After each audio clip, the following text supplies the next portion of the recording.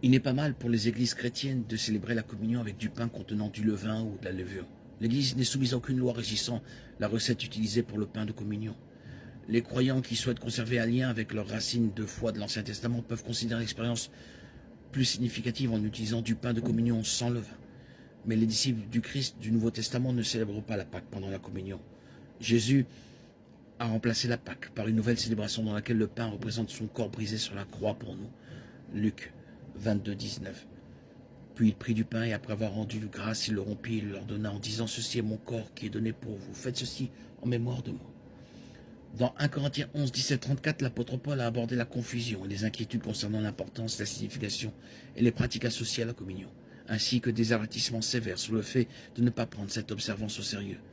Il a expliqué que le but de la communion est de proclamer la mort du Seigneur jusqu'à ce qu'il vienne et de fournir une occasion d'introspection solennelle pour chaque croyant et l'Église en tant que corps du Christ. Chaque fois que nous participons à la communion, nous proclamons les principes centraux de notre foi, que Jésus a payé pour nos péchés en offrant son corps à notre place, en versant son sang et en mourant physiquement sur la croix.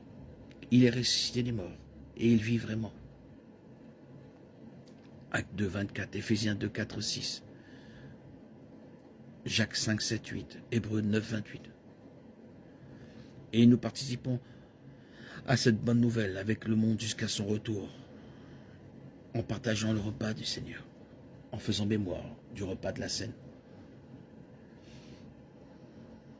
La Bible ne stimule pas si nous devons utiliser du pain de communion avec ou sans levain, du jus de raisin ou du vin. Elle ne précise pas non plus la manière dont les éléments doivent être distribués. Les éléments ne sont que des symboles de réalité spirituelle, non les réalités elles-mêmes. Hébreux 10, 1. Par conséquent, nous pouvons utiliser n'importe quel pain et jus représentatif à condition d'y participer avec révérence. En tant que chrétien, notre attention n'est pas centrée sur le rituel, mais sur le souvenir du sacrifice expiatoire de Jésus, son corps et son sang donnés pour le pardon des péchés. L'agneau de Dieu nous a tant aimés qu'il s'est offert une fois pour toutes afin que nous soyons sauvés. Hébreux 9, 26. Car il aurait fallu qu'il souffrit plusieurs fois depuis la création du monde. Or, à la fin des siècles, il est apparu une fois pour toutes pour abolir le péché par son sacrifice. Jean 3, 16, 17. Car Dieu a tant aimé le monde qu'il a donné son Fils unique afin que quiconque croit en lui ne périsse point, mais qu'il ait la vie éternelle. Malgré l'importance de la communion en tant qu'ordonnance, il y a très peu d'instructions spécifiques dans la Bible à ce sujet, y compris la fréquence à laquelle elle doit être observée et les méthodes pour mener un service de communion.